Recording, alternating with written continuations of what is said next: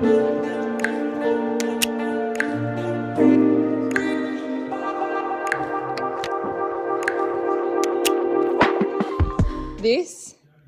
is Nero. Hello. Actually, I just realised I've already introduced him the other day. But this is Nero before I ride him. Just watched a video of his brother going around, his half, or maybe actually full brother, going around at the Royal Adelaide show. I think his brother does about metre 30, metre 40 show jumping. Nero, however, is about 9 or 10 and hasn't even jumped before. But we're going to change that soon, and yeah, we're going to see if he can jump. He's probably not going to stick around here for very long or much longer, but nonetheless, he's here. I'm enjoying my little time with him.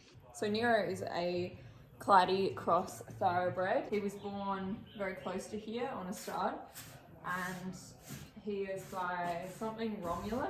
So those wondering how I got him, he is owned by the lady that gave me Tootsie as a companion pony years and years and years ago. And now she has given him to me to see if he has any talent in the show ring. That was kind of the idea behind me having him. I've ridden him probably 4 or 5 times.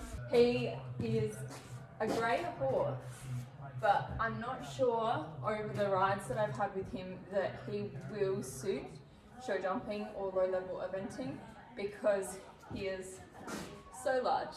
He's also spent all his life pretty much in a big paddock, so I feel a little sorry for him that he's gone from that to a smaller area. I've put him in a paddock, but he got an insect bite, so I put him back in here for now, and then I'll put him probably back in that paddock, but I'll rug him up. Those wondering how big he is is 17.1, but he is solid, as you can tell.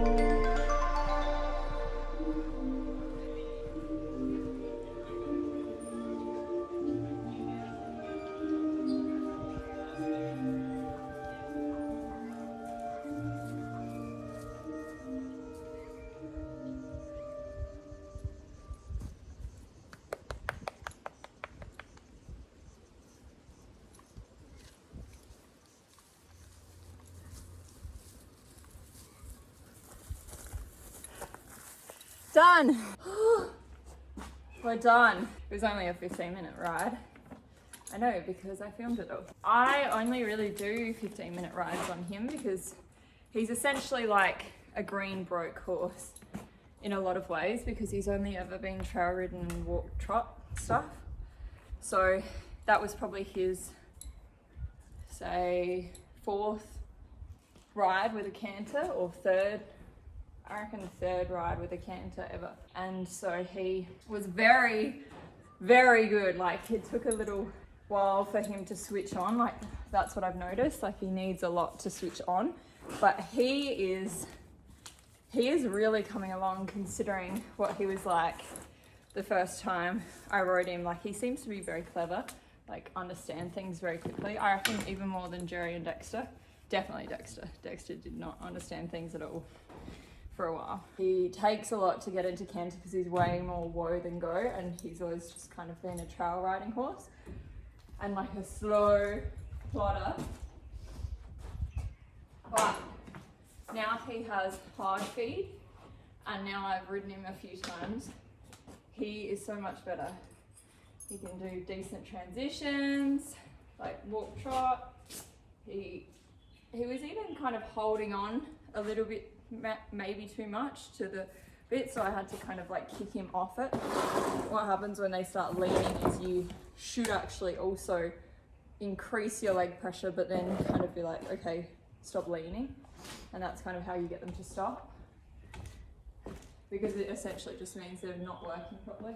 But yeah, that was the first ride he has done that has been out there, like only out there on that grass patch. And he definitely wasn't very good with the turning. Like, obviously he is used to turning with like an arena fence, because he's done like, I think he's done some dressage days, like walk trot dressage days and stuff. So he's been like out and about a lot and trail riding. But yeah, he obviously just doesn't understand, like, you have to turn even without a fence there. I've ridden him on the top arena once, and he was quite good up there considering, but I think it's not very good, the footing up there for his hooves, because he doesn't have any shoes on. And so I think I'll just ride him down here in the bottom arena and down on that grass area. Yeah, we got a few canters out of him. A little bit ago, I couldn't even basically get him to canter more than like one stride. But he did like a nice canter down the hill and then up the hill twice. Hey, you just need to learn all these new buttons, don't you? Hey, puss. No.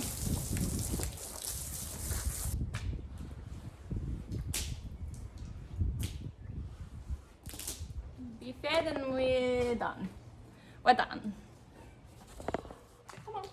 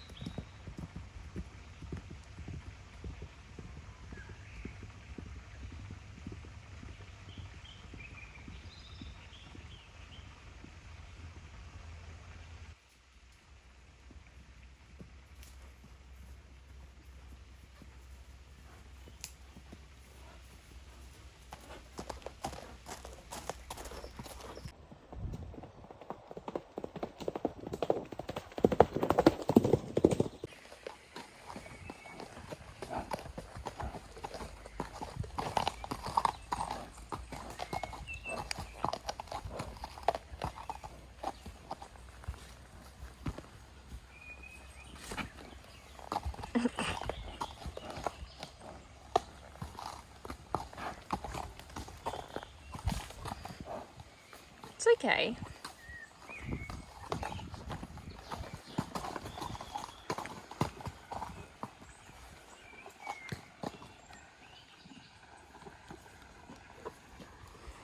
He's like, I don't care as much, but still I'd prefer not going near it. New phone case again for my new phone this time. As always, from Casetify. It's my fave. It's very basic, as you can see. Get that promo. I decided I didn't want to do the photos again because I just didn't know what photos to put on it, and I wanted something a little bit more basic. Ooh, get off. This is not fun to do with one hand. Oh my god, look at that single one long hair standing upright on my hand. Oh no, there's a split end hair on it now.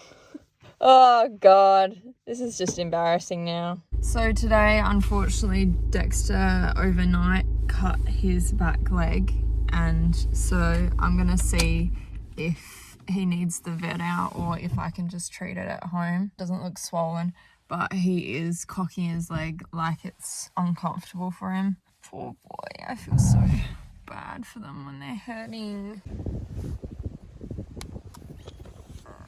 Bobs. Ugh. Nice.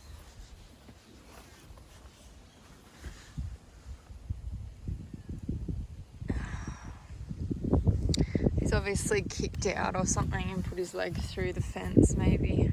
Are you guys? Bobs. I'll feed him while I hose it off, I think, and I'm gonna wrap it.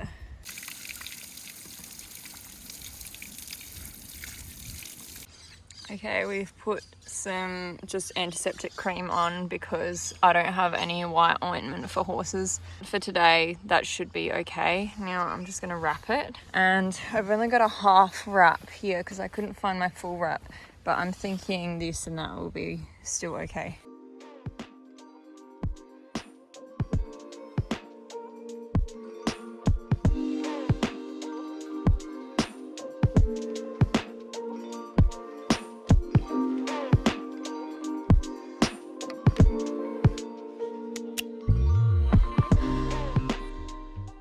Okay, we're all bandaged up. Thankfully, it was high enough that it covers the full big wound on his leg.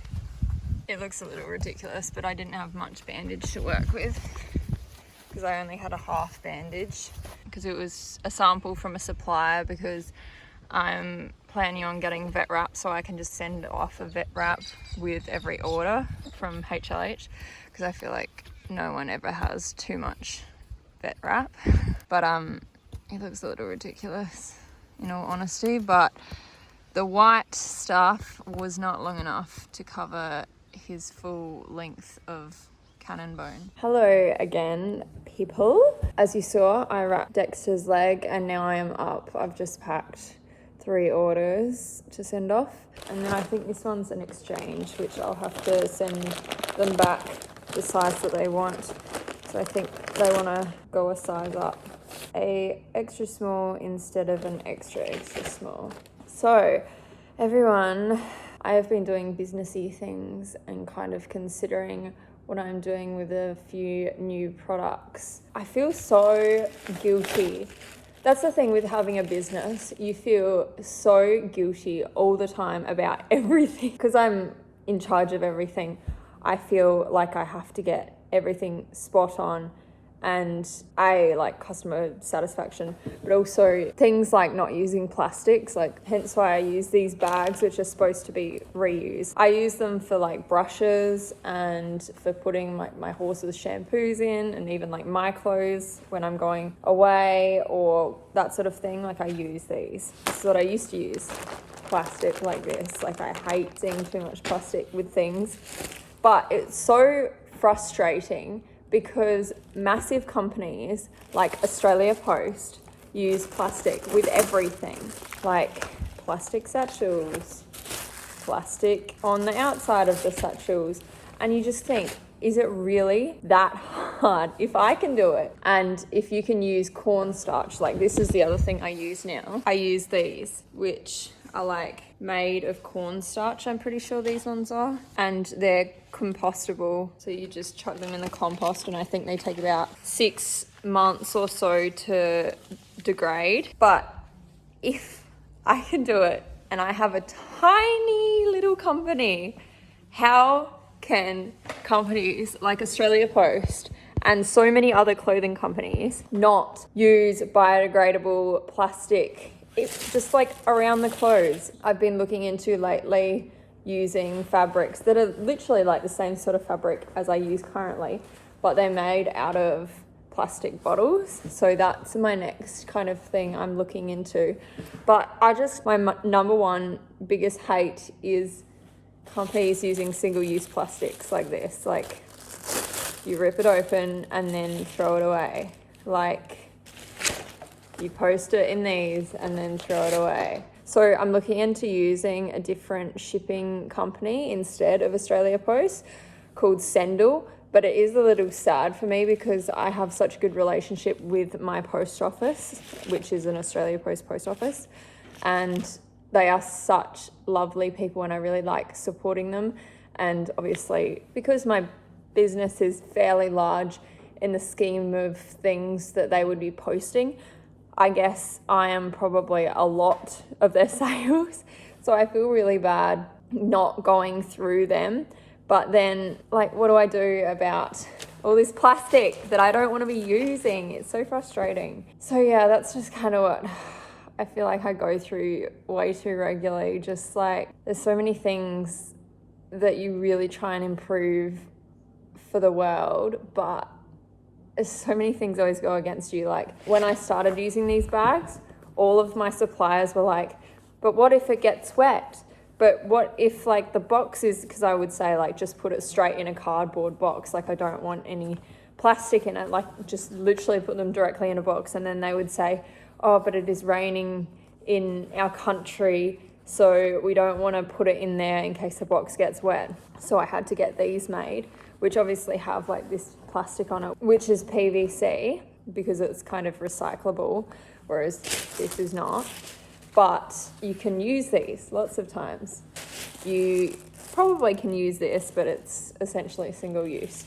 So sorry about my rant. I just get a bit like stuck sometimes because I wonder if I'm doing everything I possibly can ethically and sustainably, and I constantly question myself. But then I also think I kind of need to get to a level where I can do those things, because right now I would probably go broke if I tried to do everything at once for all that sort of thing. Like, I have to pick my battles like one by one and kind of work my way up to getting everything as ultra sustainable as possible and all that sort of thing. And I say that because making things more sustainable is so much more expensive, unfortunately.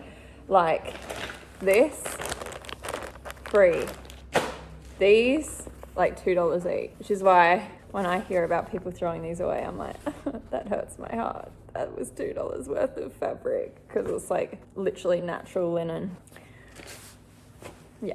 Love having my own business. Sometimes it hurts my soul. Anyway, yeah, just food for thought. An insight into things that happen when you have your own business and your business is producing goods. Honestly, my favorite thing is designing things. So I'm getting super excited about designing all my stuff for winter next year. I should probably be getting samples now. So I need to send a few suppliers what designs I want to do, and then they'll quote me how much it'll cost for however many items I want and that sort of thing. Actually, my main supplier, who I absolutely love, he is awesome and really helps me with everything, and he's just so nice. He makes these. He said that he would try to also do a lot of my winter things, which is honestly very good. He's quite expensive because he's very ethical and the quality is incredible, but it'll be expensive. It'll be very expensive. But I prefer that than having a product that will A, fall apart, or B, isn't sustainable or as sustainable. It's okay. It's okay. Oh. Jerry got scared of something the other day, tied up here, and now he's all nervous around here. I don't know why. I think his hoof got like stuck either on that or on the ground here, but now he's all angsty. If he has a bad experience with something, like he's super nervous, and you really have to like be like, it's okay. See? There's nothing. There's nothing. There's nothing. Hey, it's okay. And also I moved that over there, so he might be nervous about that too. See? Nothing's happening, Jerry. It's okay. It's okay.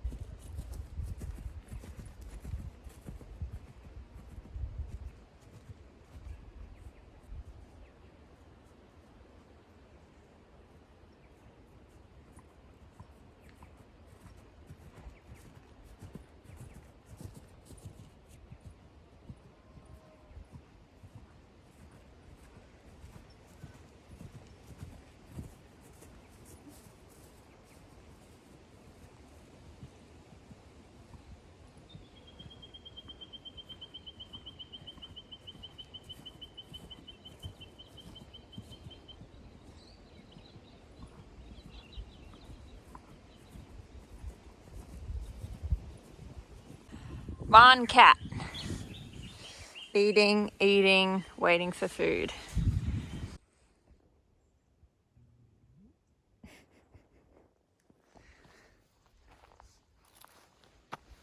I like your tail.